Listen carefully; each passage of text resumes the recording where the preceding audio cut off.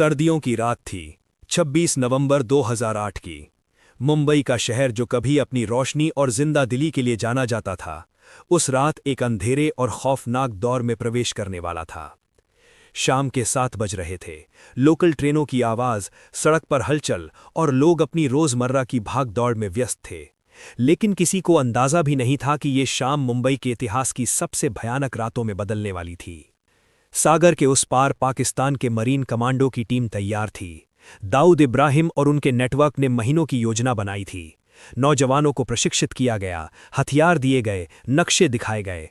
उनकी रणनीति थी मुंबई के प्रमुख और भीड़-भाड़ वाले इलाके, होटल, रेलवे स्टेशन और मरीन ड्राइव तक हर जगह आतंक फैलाना। मुंबई का होटल ताज, ये शहर का सबसे प्रतिष्ठित होटल था। सड़कों पर जश्न और आम लोगों की आवाज थी। रात के खाने के लिए लोग आ रहे थे। होटल के लॉबी में चमकदार लाइटें, महंगे कांच और सोने की सजावट थी। इस समय तक होटल के कर्मचारी भी अपनी ड्यूटी निभा रहे थे। तभी अचानक अंधेरे में लहरें हिलीं। समुद्र की लहरों के बीच नौका से 4 लोग धीरे धीरे तट की ओर बढ़े। उनके हाथों में आधुनिक हथियार और ग्रेनेड थे। उनकी आंखों में सिर्फ एक ही चीज थी, विनाश। उन्होंने अपने रेडियो से कमांड सुना, अब हमला शुरू करो। पहला हमला चाइना गेट और कौरला रेलवे स्टेशन की ओर हुआ। आकाश में अचानक गोलियों की आवाज गूंजने लगी। लोग दौड़ पड़े। स्टेशन पर घंटों की भीड़ जो सामान्यतः हंसी खुशी में होती थी, अब चीख पुकार और आतंक में बदल गई। ट्रेन से उतर रहे लोग, सामान उठाए लोग, सब डर के मारे इधर उधर भागने लगे। ऑटो रिक्शा में बैठे मोहन और उसके दोस्त बस समझ ही रहे थे कि कुछ गड़बड़ है कि अचानक गोलीबारी शुरू हो गई। मोहन चिल्लाया, दौड़ो, चलो दूसरी तरफ। लोग बेकाबू होकर भाग रहे थे। महिला और बच्चे जोर जोर से चिल्ला रहे थे। वहीं होटल ताज में आतंकी घुसे। लॉबी की सुरक्षा कुछ समझ भी नहीं पाई थी कि गोलियों की तड़तड़ाहट शुरू हो गई। कर्मचारी और मेहमान डर के मारे फर्श पर गिर गए। एक आतंकी ने ग्रेनेड फेंका, धमाका हुआ और लॉबी में धुआं भर गया। होटल के शेफ जो अपनी किचन में काम कर रहे थे, समझ ही नहीं पाए कि अचानक लॉबी में धमाका क्यों हुआ। उन्होंने अपनी जान बचाने के लिए किचन की तरफ भागना शुरू किया। कई विदेशी मेहमान और भारतीय परिवार फर्श पर गिरे, अपने बच्चों और प्रियजनों को ढकने की कोशिश कर रहे थे। इसी बीच सिटी पुलिस और एनएसजी की टीम को सूचना मिली, लेकिन रात के 8 बज रहे थे और स्थिति बहुत गंभीर थी। रेडियो और मोबाइल पर लोग लगातार मदद के लिए कॉल कर रहे थे। होटल के अंदर आतंकी लगातार गोलियां चला रहे थे। हर कमरे में खौफ फैल गया। ओबेरॉय होटल और लियोपोल्ड कैफे जैसे अन्य प्रमुख स्थल भी निशाने पर थे। लियोपोल्ड कैफे में विदेशी और स्थानीय लोग शाम का आनंद ले रहे थे कि अचानक गोलियों की बारिश शुरू हो गई। कई लोग घायल हुए, कई लोग वहीं गिर गए। उस समय अर्जुन, जो एक स्थानीय टैक्सी ड्राइवर था, अपने दोस्तों के साथ लियोपोल्ड कैफे से बाहर निकल रहा था। अचानक उन्होंने देखा कि आतंकियों ने कैफे पर हमला किया है। अर्जुन ने कहा, भाई पीछे भागो, ये लोग मार रहे हैं, और वो खुद गाड़ी में बैठकर कुछ लोगों को बचाने की कोशिश करने लगा। ट्रेन स्टेशन पर भी खौफनाक दृश्य था। यात्रियों ने एक दूसरे का हाथ पकड़कर अंधेरे में भागना शुरू किया। कुछ लोग चोटिल हो गए थे, कुछ लोग छुपने के लिए दुकानों में घुस गए। पुलिस वहां पहुंची, लेकिन आतंकी पहले से ही ट्रेन के प्लेटफॉर्म पर तैनात थे। होटल ताज में आतंकी लगातार आग और गोलीबारी कर रहे थे। उन्होंने कर्मचारियों को कमरे में बंद कर दिया। कई लोग फर्श पर लेटकर शांति से सांस लेने की कोशिश कर रहे थे। कुछ कर्मचारियों ने हिम्मत दिखाई और लोगों को बचाने की कोशिश की। रात के 9 बज चुके थे और पूरा मुंबई का शहर सन्नाटे और डर में डूब चुका था। समाचार चैनल लगातार लाइव अपडेट दे रहे थे, लेकिन स्थिति को पकड़ पाना मुश्किल था। हर कोई जान बचाने की कोशिश कर रहा था। इसी दौरान राष्ट्रीय सुरक्षा गार्ड की टीम मुंबई के हवाई अड्डे से रवाना हुई। उनका लक्ष्य था आतंकियों को रोकना और फंसे हुए लोगों को बचाना। रास्ते में कई सड़कें बंद थीं। लोग सुरक्षित स्थान की तलाश में इधर उधर भाग रहे थे। होटल ताज में आतंकी अब मेहमानों को एक जगह इकट्ठा कर रहे थे। उनकी धमकी थी कि कोई बाहर नहीं जाएगा। कर्मचारियों ने शांतिपूर्वक उन्हें समझाने की कोशिश की, लेकिन गोलियों की आवाज के बीच स्थिति बेहद खतरनाक हो गई। पहले पात का समापन दृश्य। समुद्र की लहरें शांत लग रही थीं, लेकिन होटल की खिड़कियों और शहर की गलियों में अब अंधेरा और मौत का सन्नाटा फैल चुका था।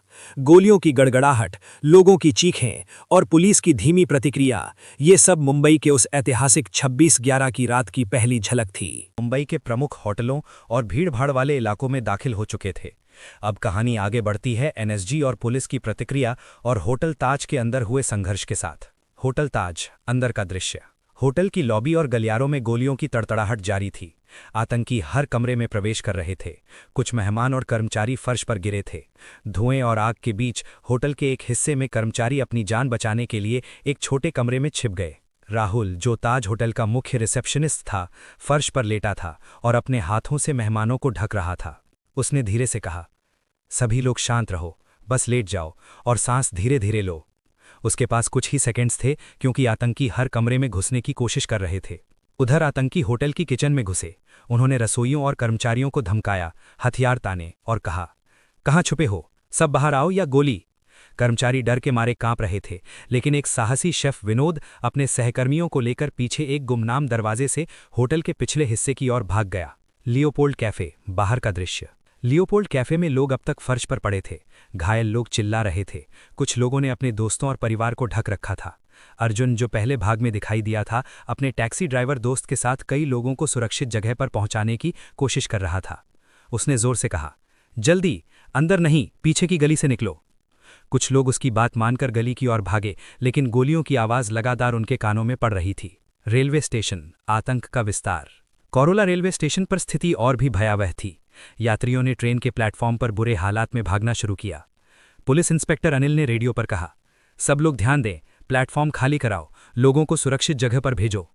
लेकिन आतंकियों ने स्टेशन के मुख्य हिस्से पर कब्जा कर लिया था। उन्होंने प्लेटफॉर्म पर खड़े लोगों पर गोलियां चलानी शुरू कर दी। एनएसजी और पुलिस की तैयारी। रात के 10 बज चुके थे। एनएसजी की टीम मुंबई एयरपोर्ट से रवाना हो चुकी थी। उनका लक्ष्य था होटल ताज और ओबेरॉय होटल तक पहुंचकर आतंकियों को रोका जाए। कमांडर कुमार, एनएसजी के टीम लीडर, रेडियो पर बोलते हुए, टीम होशियार रहो, होटल में लोग फंसे हैं, हमारी प्राथमिकता नागरिकों की सुरक्षा। एनएसजी और पुलिस की टीम ने होटल के पास पहुंचकर योजना बनाई। वो जानते थे कि आतंकी हेविली आर्म्ड हैं। उनका पहला कदम था होटल की बाहरी दीवार और मुख्य गेट से अंदर प्रवेश करना। होटल ताज, आतंकी और मेहमानों की टकराव। अंदर आतंकी अब मेहमानों को पकड़कर लॉबी और गलियारों में इकट्ठा कर रहे थे। उनका लक्ष्य था डर और भ्रम फैलाना। एक आतंकी जो कमांड कर रहा था बोला, किसी को भागने की कोशिश मत करने देना, हर किसी की जान खतरे में है। कुछ मेहमान अपने बच्चों को ढककर फर्श पर लेटे थे।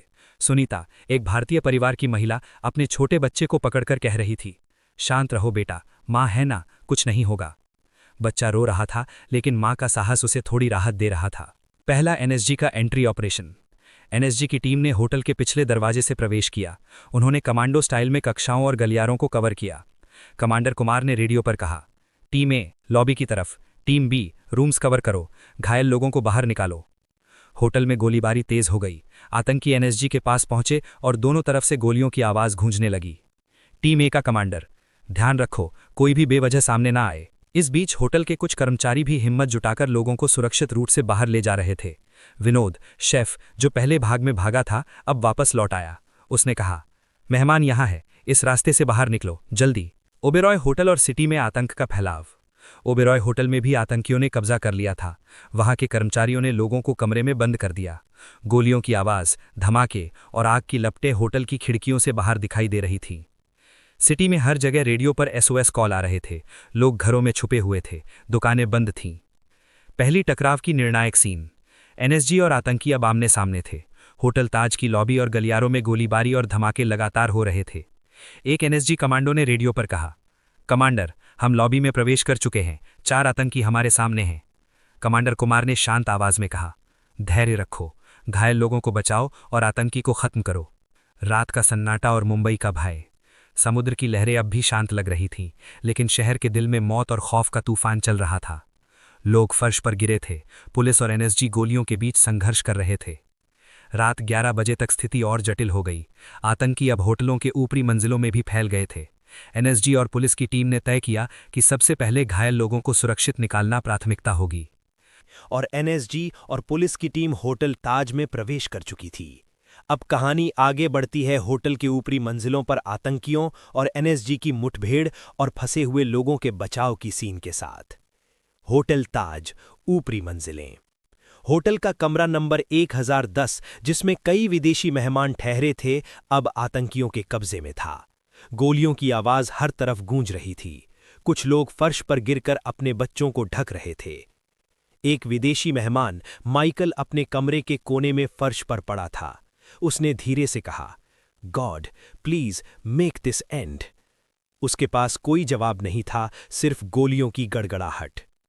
एनएसजी की टीम ने निर्णय लिया। कमांडर कुमार ने रेडियो पर टीम को आदेश दिया, टीम बी ऊपरी मंजिलों की तरफ बढ़ो, घायल लोगों को सुरक्षित निकालो। टीम सी मुख्य लॉबी और ग्राउंड फ्लोर कवर करो। टीम बी धीरे धीरे ऊपरी मंजिलों की ओर बढ़ी। गोलियों की आवाज हर कदम पर बढ़ रही थी। कमांडो हर कमरे को ध्यान से चेक कर रहे थे। कमांडो राकेश ने कहा, सावधान, ये लोग हेविली आर्म्ड हैं, कोई भी कदम तेज मत बढ़ाओ। ऊपरी मंजिलों पर मुठभेड़। 10-10 और 10-11 के बीच एक आतंकी ने एनएसजी की टीम को देखा और गोली चला दी। राकेश ने तुरंत कवर लेते हुए जवाबी गोली चलाई। ध्यान रखो, कोई भी पीछे मत हटो।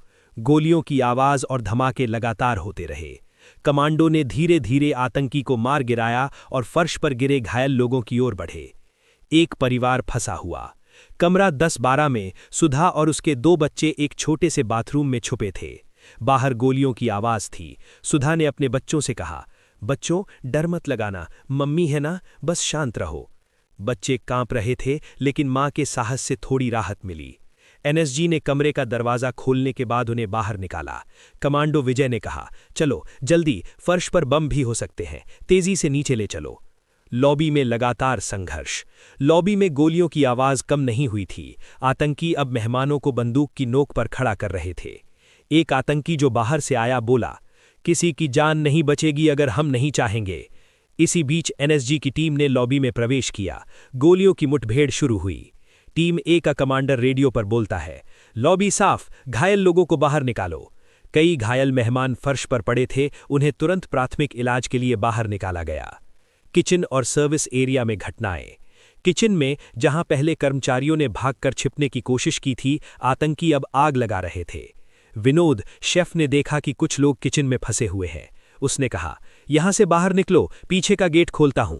लोगों ने उसका हाथ पकड़ा और एनएसजी की टीम की मदद से सुरक्षित बाहर निकले। होटल के ऊपरी हिस्से में आग और धमाके। अतिरिक्त धमाके और आग के कारण ऊपरी मंजिलों में धुआं भर गया। एनएसजी टीम को मास्क पहनकर और लाइट की मदद से रास्ता बनाना पड़ा। कमांडर कुमार ने रेडियो पर कहा, टीम बी घायल लोगों को पहले बाहर निकालो। टीम सी आतंकी को काबू में करो। 10-10 और 10-11 के कमरे में 2 आतंकी अभी भी छुपे हुए थे। कमांडो ने ध्वनि ग्रेनेड फेंककर उन्हें कमरे से बाहर निकाला। गोलीबारी में दोनों आतंकी मार गिराए गए। बचाव और घायल लोगों की निकासी। एनएसजी ने फर्श दर फर्श मेहमानों और कर्मचारियों को बाहर निकाला। सुनीता और उसका बच्चा जो पहले फर्श पर छुपा था, अब सुरक्षित बाहर निकले। धन्यवाद, भगवान आपका भला करे, उसने कमांडो की ओर देखते हुए कहा। कमांडो ने गंभीरता से जवाब दिया, हमारा काम है लोगों की जान बचाना, चलो जल्दी, अगला फर्श बाकी है। रात का सन्नाटा और शहर की स्थिति। मुंबई के मुख्य इलाके अब धीरे धीरे शांत हो रहे थे। सड़कों पर पुलिस और एनएसजी गाड़ियों का जुलूस जारी था, लेकिन आतंकी अभी भी शहर के कुछ हिस्सों में सक्रिय थे। रेलवे स्टेशन पर घायल यात्रियों को एम्बुलेंस द्वारा अस्पताल भेजा जा रहा था। लियोपोल्ड कैफे के पास भी घायल और हताश लोग सुरक्षित स्थान पर लाए जा रहे थे। पहली बड़ी जीत, एनएसजी की रणनीति। रात 1 बजे तक एनएसजी ने होटल ताज के मुख्य ऊपरी मंजिलों में प्रवेश कर लिया था। आतंकी लगातार पीछे हट रहे थे और घायल लोगों को सुरक्षित बाहर निकालना प्राथमिकता बन गई थी। कमांडर कुमार ने रेडियो पर कहा, पहली मुठभेड़ सफल रही, लेकिन अभी पूरी रात लंबी है, हर कदम सोच समझकर बढ़ाओ। और एनएसजी और पुलिस की टीम होटल ताज में प्रवेश कर चुकी थी। अब कहानी आगे बढ़ती है होटल ओबेरॉय के अंतिम मुठभेड़, आतंकियों का सफाया और घायल लोगों के बचाव के साथ। होटल ताज, आखिरी ऊपरी मंजिलों की लड़ाई। रात का समय 2 बजे तक पहुंच चुका था। होटल की ऊपरी मंजिलें अब पूरी तरह एनएसजी की निगरानी में थी, लेकिन कुछ आतंकी अभी भी छुपे हुए थे। कमांडर कुमार ने रेडियो पर कहा, टीम बी, फर्श 11 और 12 की पूरी जांच करो, कोई भी आतंकी बचा नहीं रहना चाहिए। कमरा 1110, आतंकी का आखिरी ठिकाना। कमरे के भीतर 2 आतंकियों ने फर्नीचर के पीछे छिपकर एनएसजी टीम का सामना करने की तैयारी की। आतंकी एक ने कहा, ये पुलिस और एनएसजी वाले हम तक नहीं पहुंच पाएंगे। लेकिन कमांडो राकेश ने रणनीति के अनुसार कमरे में ध्वनि ग्रेनेड फेंका। धमाके के साथ दोनों आतंकियों का संतुलन बिगड़ गया और वे घायल हो गए। एनएसजी ने तुरंत नियंत्रण कमा लिया और उन्हें बेअसर कर दिया। कमरा 1112, घायल लोगों की मदद। उसी मंजिल पर अजय और उसकी पत्नी रीना, जो पहले फर्श पर छुपे थे, अब घायल हो चुके थे। कमांडो विजय ने उन्हें देखकर कहा, हम हैं, आप सुरक्षित हैं, जल्दी बाहर चलिए। अजय ने आंसू भरी आंखों से कहा, भगवान का धन्यवाद, आपकी वजह से हम जीवित हैं। लॉबी और ग्राउंड फ्लोर, अंतिम आतंकियों का सामना। लॉबी में 2 आतंकी अब भी फर्श पर घूम रहे थे और मेहमानों को डराने की कोशिश कर रहे थे। टीम ए का कमांडर रेडियो पर बोला, लॉबी कवर, कोई भी गोलीबारी के दौरान घायल ना हो। एनएसजी टीम ने गोलियों की बारिश के बीच आतंकियों को निहत्था किया। एक कमांडो ने कहा, ये रहे आखिरी आतंकी, अब स्थिति नियंत्रण में है। किचन और सर्विस एरिया। वहीं किचन में लगी आग अब धीरे धीरे कम हो रही थी। विनोद शेफ ने देखा कि कुछ लोग अब तक फंसे हुए थे। उसने तुरंत मदद की, यहां से बाहर, जल्दी। एनएसजी टीम की मदद से लोग सुरक्षित बाहर निकले। ओबेरॉय होटल, दूसरी जगह पर संघर्ष। ओबेरॉय होटल में भी एनएसजी की टीम ने प्रवेश किया। आतंकी अब अंतिम बचाव पर थे। कमांडर कुमार रेडियो पर बोलते हुए, टीम डी, पूरे होटल को चेक करो, कोई भी आतंकी बचा नहीं रहना चाहिए। अंतिम मुठभेड़ में 2 आतंकी फायरिंग कर रहे थे। एनएसजी की टीम ने उन्हें घेर लिया और कमांडो शैली में निष्क्रिय किया। होटल के कर्मचारी और मेहमान धीरे धीरे सुरक्षित बाहर लाए गए। रेलवे स्टेशन और लियोपोल्ड कैफे में राहत की शुरुआत। रेलवे स्टेशन पर घायल यात्रियों को एम्बुलेंस द्वारा अस्पताल भेजा गया। एक पुलिस अधिकारी, इंस्पेक्टर अनिल ने कहा, अब स्थिति नियंत्रण में है, लोग धीरे धीरे बाहर आ सकते हैं। लियोपोल्ड कैफे में भी लोग सुरक्षित स्थान पर ले जाए गए। कुछ घायल थे, लेकिन ज्यादा लोग अब सुरक्षित थे। अर्जुन, जो पहले लोगों को बचाने की कोशिश कर रहा था, थोड़ी राहत महसूस कर रहा था। उसने कहा, भगवान का शुक्र है कि कुछ लोग बच गए। मुंबई का शहर धीरे धीरे शांति की ओर। रात के लगभग 4 बजे तक शहर में धीरे धीरे शांति आने लगी थी। सड़कें अब खाली थीं, आग की लपटें कम हो रही थी, घायल लोग अस्पताल में भर्ती हो चुके थे।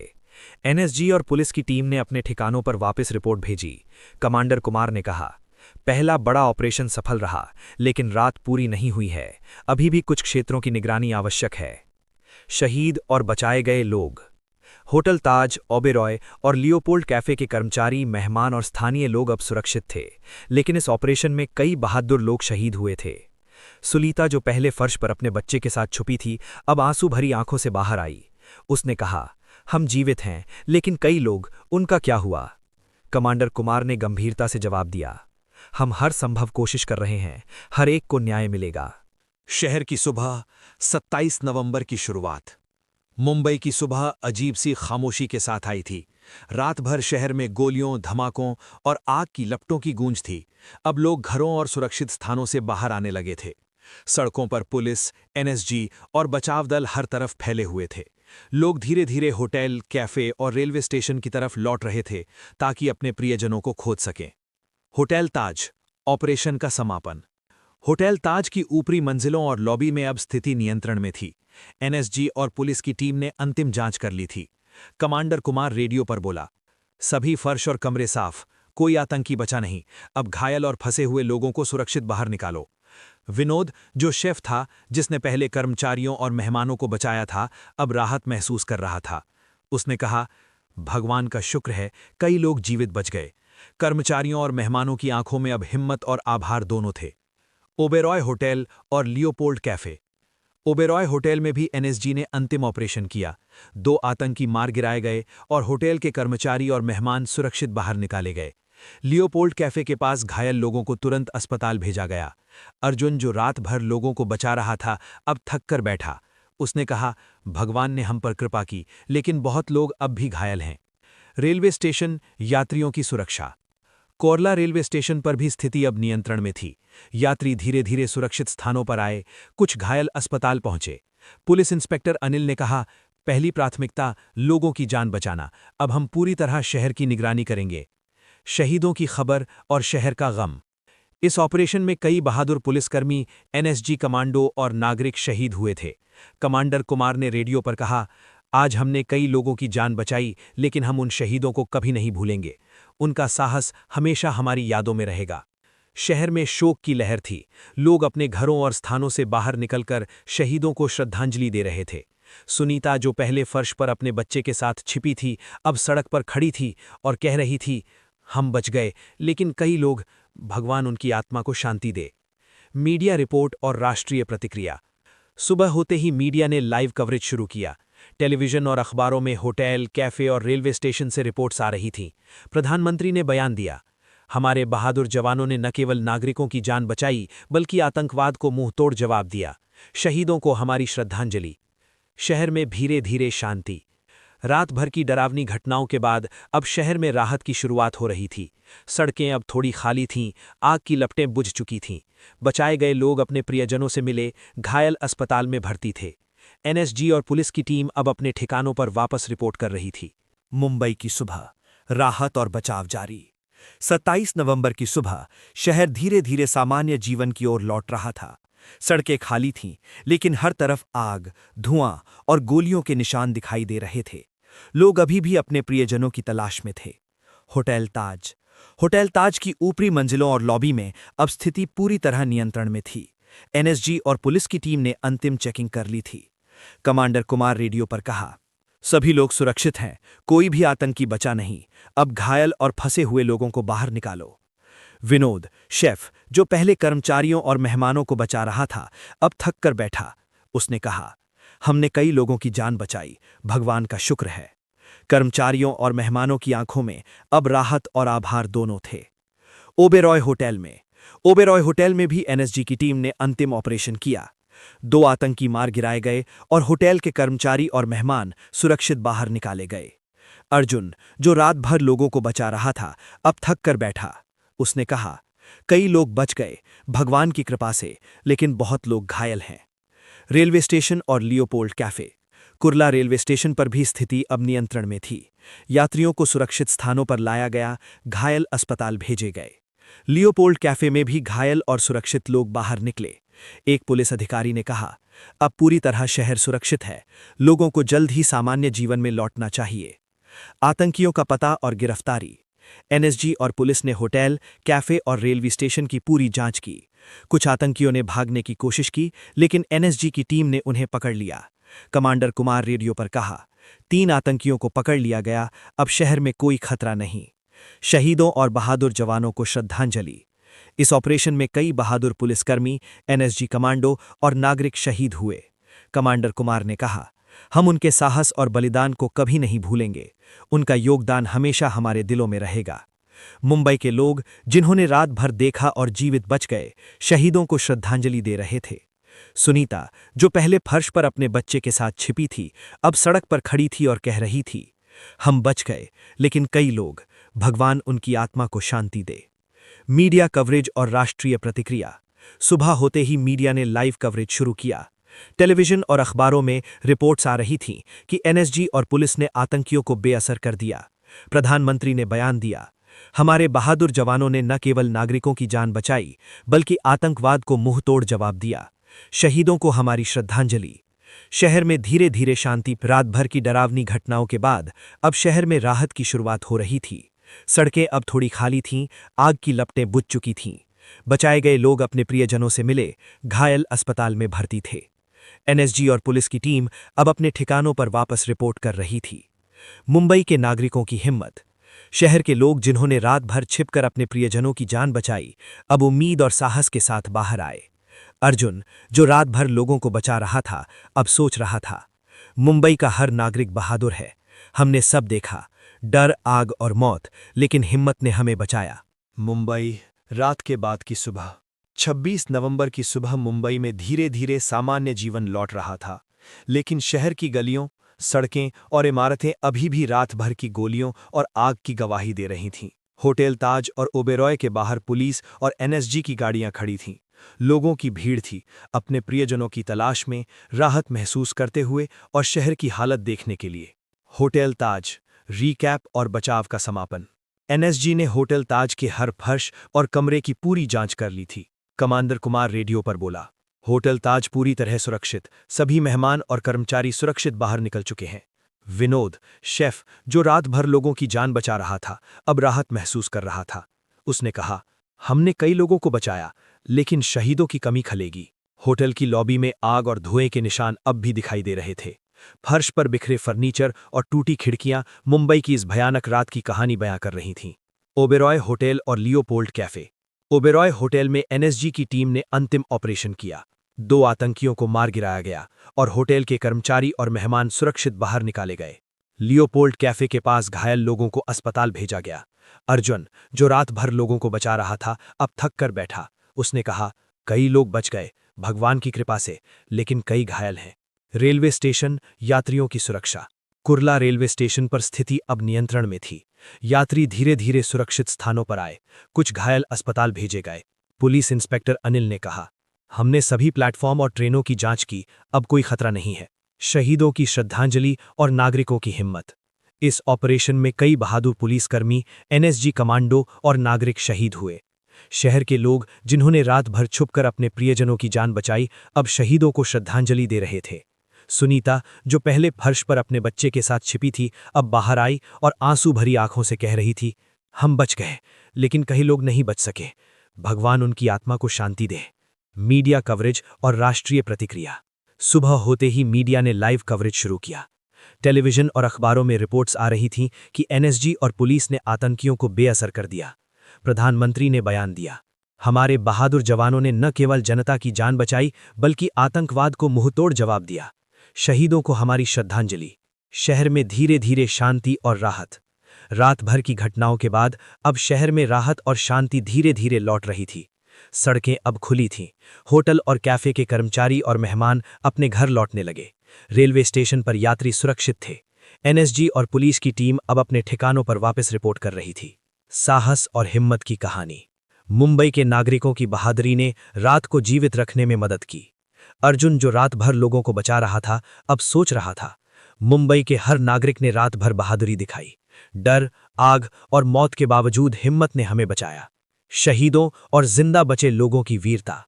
शहर ने कई शहीद खोए, लेकिन उनके बलिदान ने बाकी लोगों की जान बचाई। होटल कर्मचारी, नागरिक, एनएसजी और पुलिस, हर किसी ने हिम्मत दिखाई। मुंबई की इस रात ने साबित कर दिया कि भय और आतंक के बीच भी साहस और वीरता की कहानियां जिंदा रहती हैं। मुंबई, घटना के बाद का दूसरा दिन। 28 नवंबर की सुबह मुंबई के लिए फिर एक नई शुरुआत लेकर आई, लेकिन शहर का माहौल अभी भी भारी था। सड़कें खुल चुकी थीं, ट्रैफिक धीरे धीरे चलने लगा था, लेकिन हर चेहरे पर उस भयानक रात की याद साफ दिखाई दे रही थी। होटल ताज, ओबरॉय और लियोपोल्ड कैफे के बाहर पुलिस और सुरक्षा बल तैनात थे। मीडिया की गाड़ियां, रिपोर्टर और कैमरे हर जगह दिखाई दे रहे थे। लोग धीरे धीरे अपने घरों से बाहर निकलकर घटनास्थलों को देख रहे थे। कई लोगों की आंखों में आंसू थे, क्योंकि उन्होंने किसी न किसी प्रियजन को खो दिया था। अस्पतालों में घायलों का इलाज। मुंबई के कई बड़े अस्पतालों में रात भर घायल लोगों का इलाज चल रहा था। डॉक्टर और नर्स बिना रुके काम कर रहे थे। एक अस्पताल के कमरे में अजय और उसकी पत्नी रीना इलाज करवा रहे थे।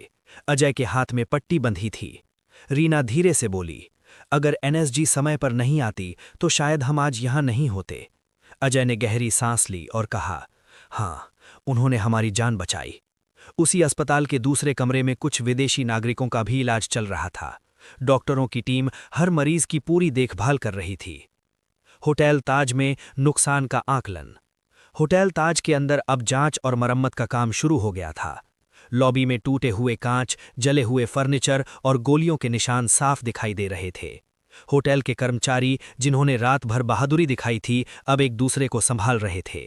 विनोद, जो शेफ था, धीरे से बोला, ये होटल सिर्फ एक इमारत नहीं है, ये हमारी पहचान है, इसे हम फिर से खड़ा करेंगे। उसके साथ खड़े दूसरे कर्मचारी ने कहा, हाँ, मुंबई कभी हार नहीं मानती। ओबरॉय होटल और लियोपोल्ड कैफे की स्थिति। ओबरॉय होटल में भी जांच और मरम्मत का काम शुरू हो गया था। सुरक्षा एजेंसियां हर कमरे और हर फर्श की जांच कर रही थीं। लियोपोल्ड कैफे के मालिक और कर्मचारी भी वहां पहुंचे।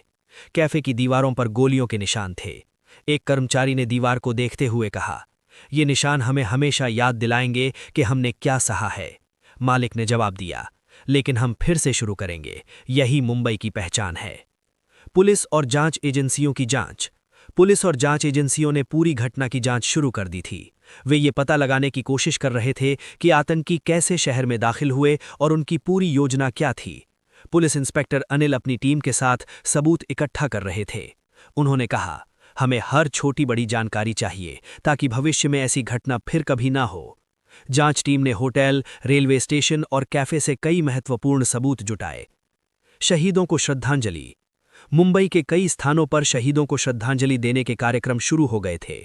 लोग मोमबत्तियां जलाकर और फूल चढ़ाकर उन्हें याद कर रहे थे। एक छोटे से मैदान में नागरिक इकट्ठा हुए थे। वहां एक बुजुर्ग व्यक्ति ने कहा, हमने बहुत कुछ खोया है, लेकिन हमें अपने बहादुर जवानों पर गर्व है।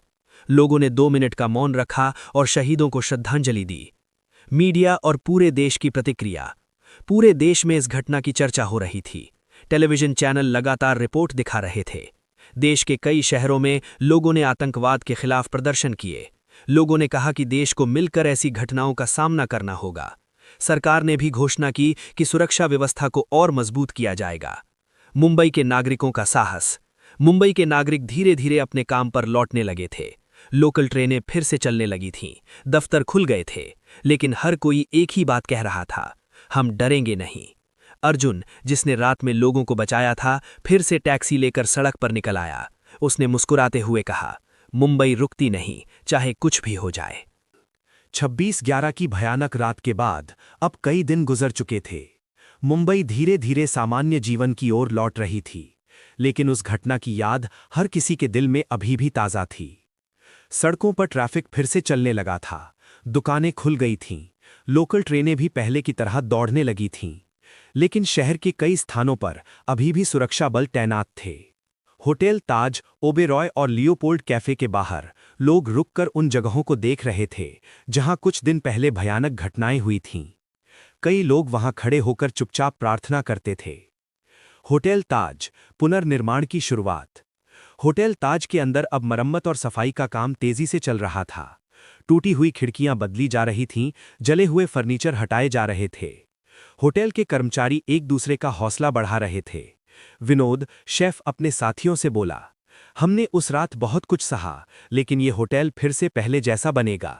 एक अन्य कर्मचारी ने कहा, हाँ, ये सिर्फ एक इमारत नहीं है, ये मुंबई की पहचान है। अस्पतालों में मरीजों की हालत। मुंबई के अस्पतालों में कई घायल लोगों का इलाज अब भी चल रहा था। डॉक्टर और नर्स दिन रात उनकी देखभाल कर रहे थे। अजय, जो उस रात घायल हुआ था, अब धीरे धीरे ठीक हो रहा था। उसकी पत्नी रीना उसके पास बैठी थी। रीना ने कहा, हम बहुत खुशकिस्मत हैं कि हम बच गए। अजय ने मुस्कुराकर जवाब दिया, हाँ, और हमें उन लोगों को कभी नहीं भूलना चाहिए जिन्होंने हमें बचाया। पुलिस और जांच एजेंसियों की कार्रवाई। घटना के बाद जांच एजेंसियां लगातार काम कर रही थीं। वे हर सबूत की जांच कर रहे थे और पूरी साजिश को समझने की कोशिश कर रहे थे। पुलिस इंस्पेक्टर अनिल अपनी टीम के साथ फाइलों और रिपोर्ट्स की जांच कर रहे थे। उन्होंने कहा, हमें ये सुनिश्चित करना होगा कि भविष्य में ऐसी घटना फिर कभी ना हो। सरकार ने भी सुरक्षा व्यवस्था को मजबूत करने के लिए कई नए कदम उठाने की घोषणा की। शहीदों के परिवारों से मुलाकात। सरकार और कई सामाजिक संगठन शहीदों के परिवारों से मिलने जा रहे थे। उनके घरों में दुख का माहौल था, लेकिन साथ ही गर्व भी था। एक शहीद पुलिस अधिकारी की पत्नी ने कहा, मेरे पति ने देश के लिए अपनी जान दी है, मुझे उन पर गर्व है। लोगों ने उनके साहस को सलाम किया और हर संभव मदद का वादा किया। पूरे देश से समर्थन। देश के कई शहरों में लोगों ने मोमबत्तियां जलाकर शहीदों को श्रद्धांजलि दी। स्कूलों, कॉलेजों और सार्वजनिक स्थानों पर लोग इकट्ठा होकर प्रार्थना कर रहे थे। एक कार्यक्रम में एक छात्र ने कहा, हम डरेंगे नहीं, हम अपने देश को और मजबूत बनाएंगे। ये संदेश पूरे देश में फैल गया। मुंबई की आत्मा फिर से खड़ी।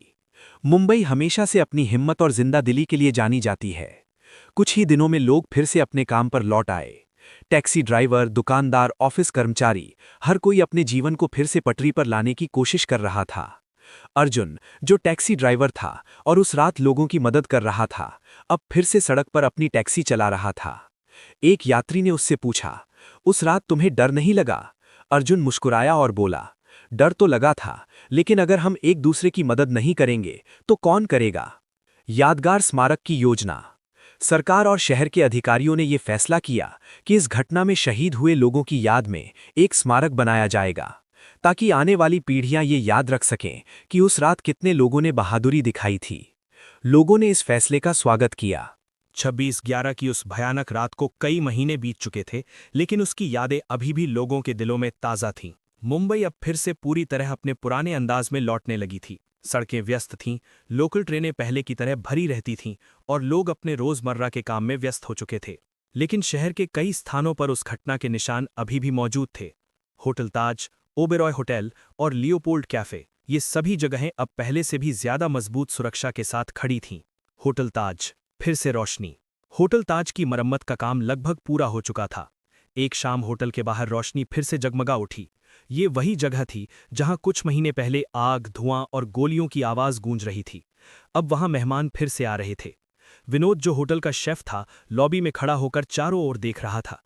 उसने धीरे से कहा, हमने बहुत कुछ खोया, लेकिन हमने हार नहीं मानी। उसके साथ खड़े एक कर्मचारी ने कहा, यही मुंबई की ताकत है। घटना की जांच और न्याय की प्रक्रिया। सरकार और जांच एजेंसियां लगातार इस घटना की पूरी साजिश को समझने और दोषियों को सजा दिलाने के लिए काम कर रही थीं। पूरे देश में ये संदेश गया कि आतंकवाद के खिलाफ लड़ाई और भी मजबूत होगी। सुरक्षा एजेंसियों को नई तकनीक और संसाधन दिए गए ताकि भविष्य में ऐसी घटना फिर कभी ना हो। शहीदों की याद में स्मारक। मुंबई में उन सभी लोगों की याद में एक स्मारक बनाने का निर्णय लिया गया।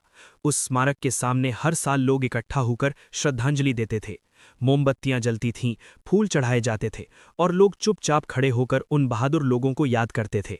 एक बुजुर्ग व्यक्ति ने अपने बेटे का फोटो हाथ में पकड़ा हुआ था, जो उस रात शहीद हो गया था। उन्होंने धीरे से कहा, मेरा बेटा चला गया, लेकिन मुझे उस पर गर्व है। मुंबई की हिम्मत।